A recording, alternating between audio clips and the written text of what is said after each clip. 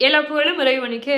அஸ்ஸலாமு அலைக்கும். ஒரு கணித வகுப்பு நடக்குது. பேராசிரியர் பாடம் நடத்திட்டு இருக்காரு. பாடம் நடத்தி முடிச்சதுக்கு பின்னாடி அவர் என்ன செய்யறாருன்னா, ஒரு 2 சம்ம போர்டில் எழுதி போடுறாரு.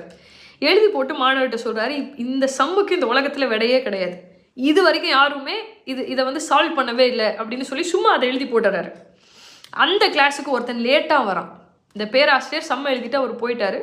லேட்டாக வந்த மாணவன் போர்டை பார்க்குறான், அங்கே 2 சம்ம எழுதியிருக்கான். அவன் என்ன நினச்சிக்கிட்டான், அது ஹோம்ஒர்க்குன்னு நினச்சிட்டான்.